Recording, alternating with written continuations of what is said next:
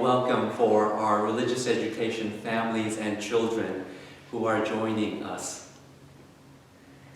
I know that I get excited about new things, new shoes, new food, new people.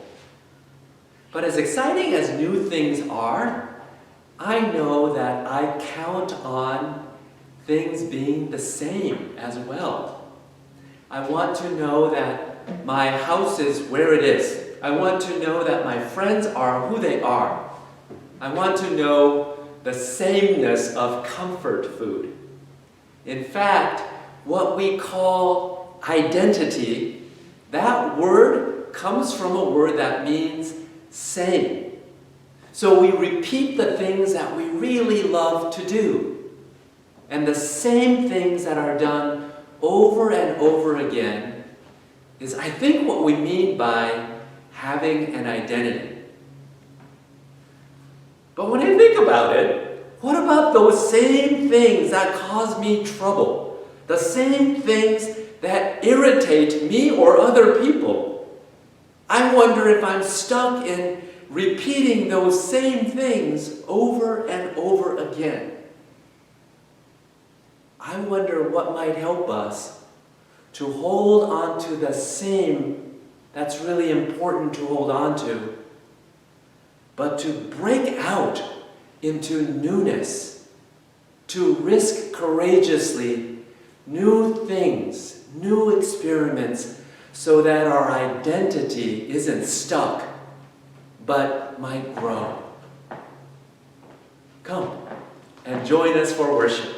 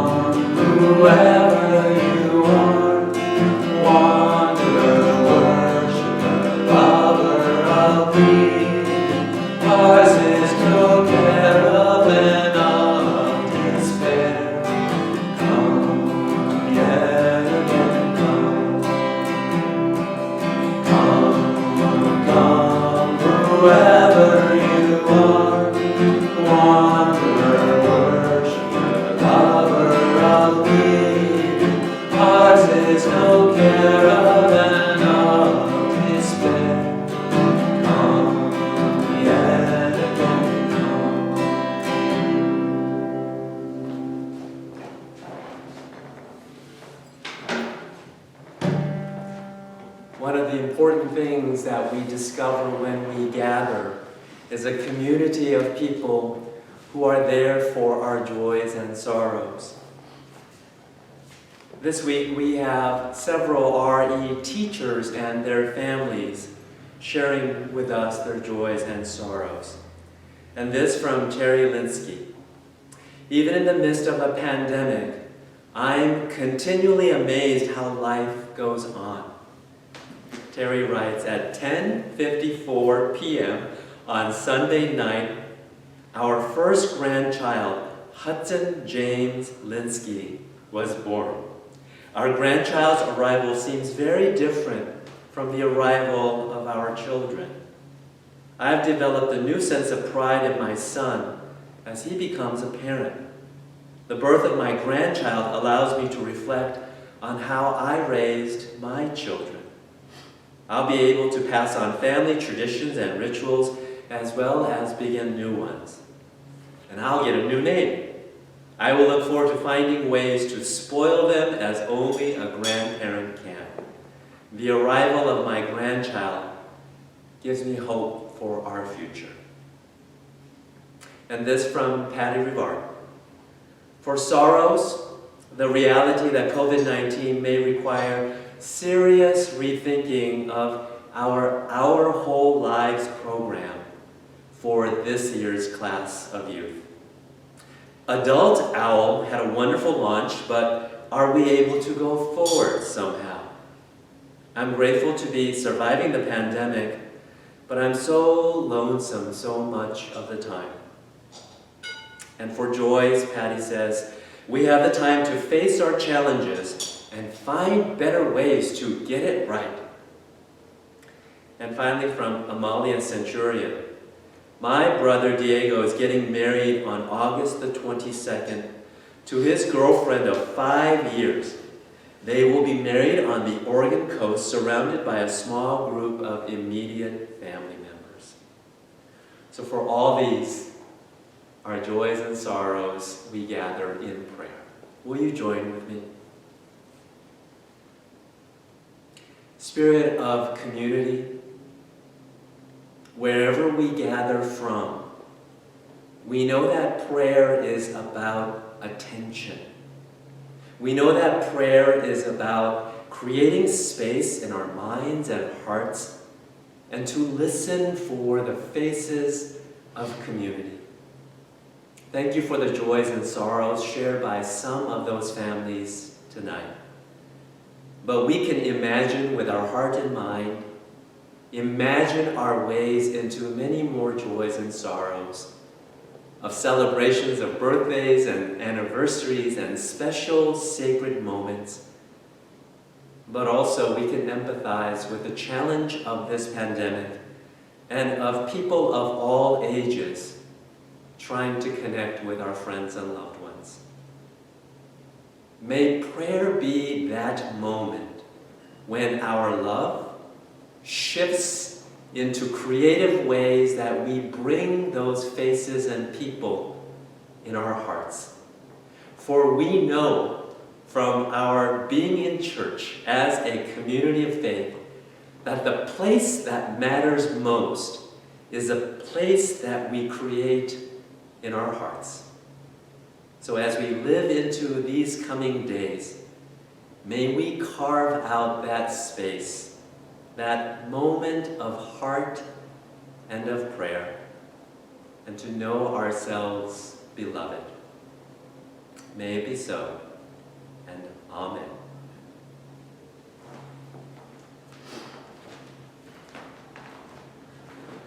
So it's not going to be a typical fall this year. We're not going to find ourselves doing the exact same thing that we always think of with the coming of school and the turning of the season.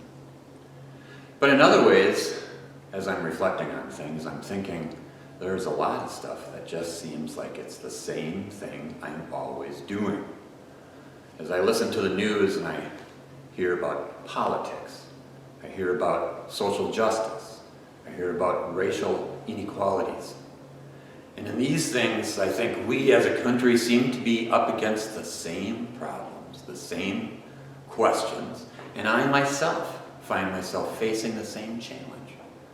Am I going to move? Is it going to get different? Am I going to move ahead?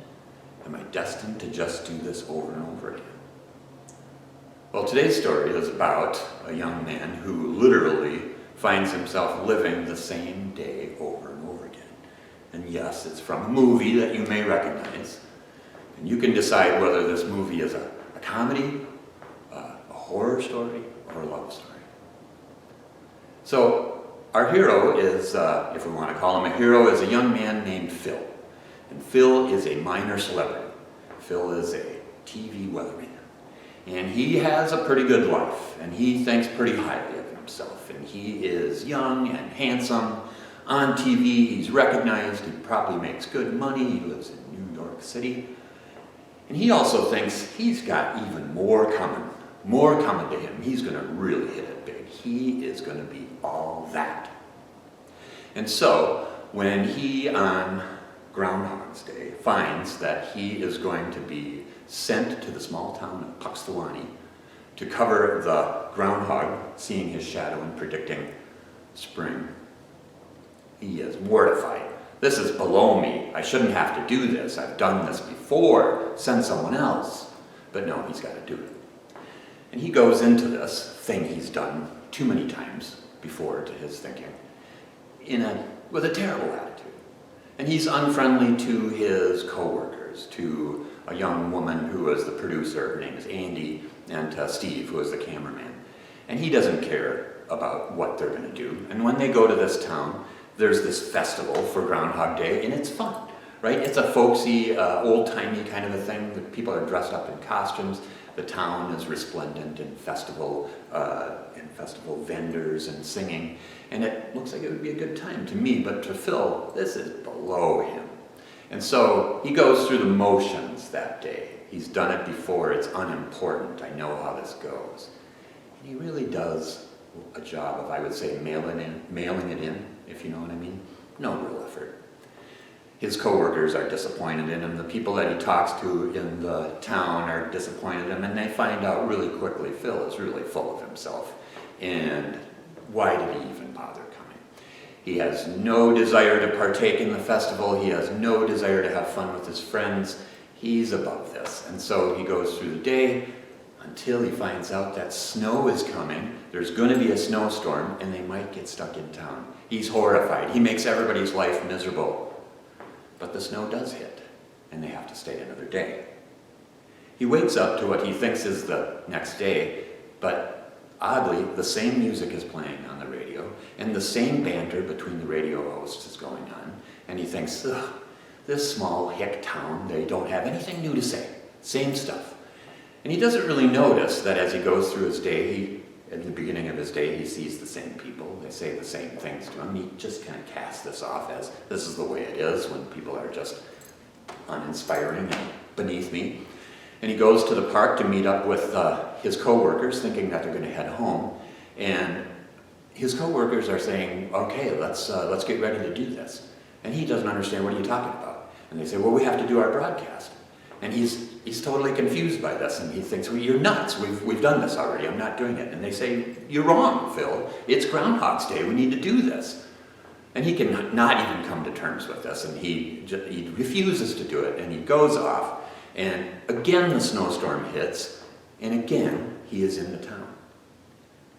He wakes up, what he thinks again is the next day, to the same music, to the same banter, and he thinks, weird. Something's going on. This time he notices as he gets up that nothing has changed. He seems to be reliving the same day. And he thinks he's going nuts. What can this be? Am I dreaming?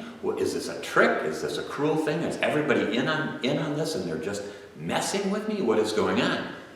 And as he goes to the park and he sees the people he knows, he is a lunatic. He's a raving madman. I can't handle this. I can't do this again.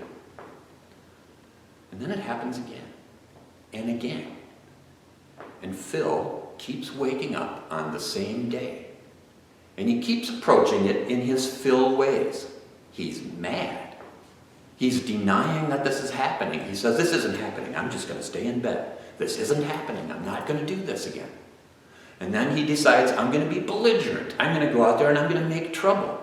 And in fact, he goes out and he makes trouble with everybody that he sees. He's terrible to them. He's not listening to them. He's making their lives miserable. And he does this for a while, but he still wakes up the same day, same challenge, got to do the same thing. And he thinks, what do I do? What do I do? Maybe I do. Maybe I do. Oh, you know what? I kind of know what's going to happen today. Well, what can I do knowing how things are going to happen? Can I take advantage of knowing things are going to happen? And this is where some of the comedy in this story comes up, is that he knows when people are going to come to a certain spot in the street and say hello to him, and he can mess with them or he can avoid them. He knows when the bank guards are going to not be looking while the money is in the wide open van, and he can grab the money and then he can go out and spend it. Nothing matters. Nothing matters to him. It's not going to get better. He can do what he wants. This actually gets sickening after a while. And he comes to a point where he realizes, nothing matters. Nothing matters. And we think, he probably doesn't even want to get up in the morning. And I think that this actually happens to him for many, many days. He wakes up to that same song, the same day, knowing it's the same things that are going to happen. So in his Phil way, he thinks, there must be maybe something I'm supposed to learn here. Maybe there's something I'm supposed to get. And he thinks, maybe I'm supposed to get the producer, the woman, Andy. Maybe I'm supposed to get her. And so he decides that he's going to make this disingenuous effort to get her to fall in love with him. And so he tries to figure out what she wants, to think about what will impress her. And he tries these things, and he does sway her some, but in the end, she sees through him, and she sees this isn't real. You're faking this. You're not really doing this. This goes on for maybe a year or more, the same thing over and over, and he goes through every one of these efforts and fails to get out of this day. One morning, he wakes up, and who knows what it is that happens. Maybe it's a voice that comes to him from whoever, whatever magic has set this up. Maybe it's just that it finally occurs to him from the weight of all of this failure, of all of this doing the same thing. It occurs to him, there's something I haven't tried. There's something I haven't done. And as he thinks about it, he realizes what it is he has never faced this day as if it is a real day that really matters. And he thinks more on that, and he thinks, I have never treated a single person in this town as though they mattered. I have never listened to what they've said.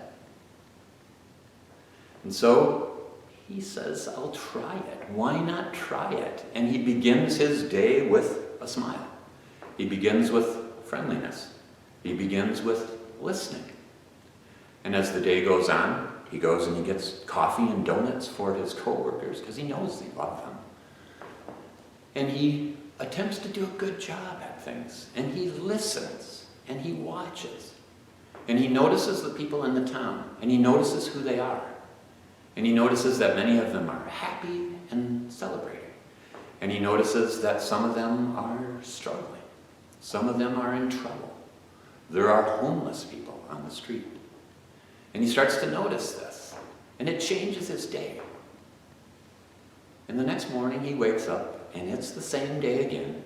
It didn't completely change, but as he thinks about facing that same day, he realizes, yesterday was a good day. It was a better day than I've had in all of these days. Let me do it again. And he does it again.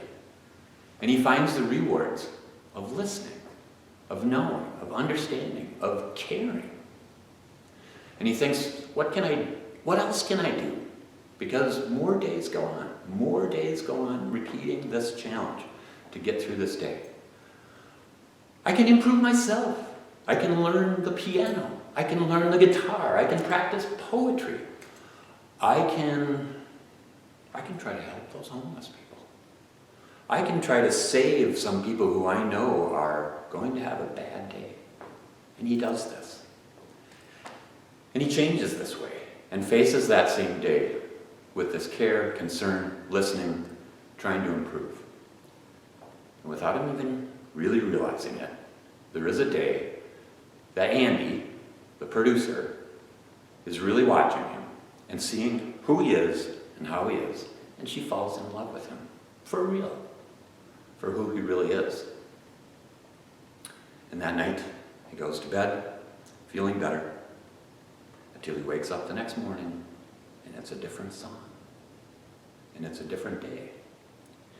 He gets up, he looks outside, and he can see the snow has blanketed the town. It's a different day. And he's happy. And we know that he's not happy because he's getting out of this mess. We can understand that would be a place to be happy. That's not what's really making him happy. It's a new day. People love him. People care about him. He loves people.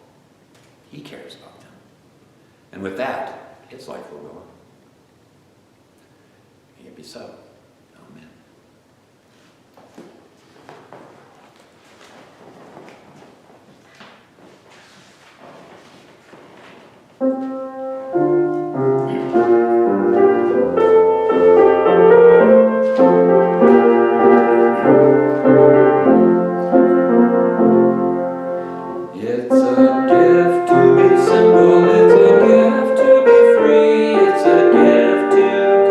Down where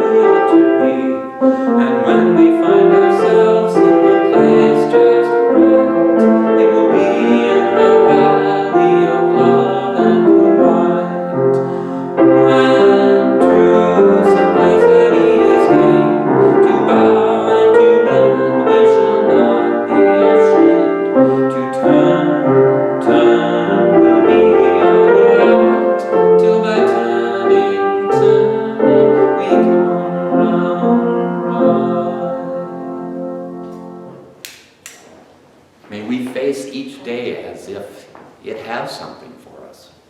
We'll listen, we'll care, and with that, we will move through our days.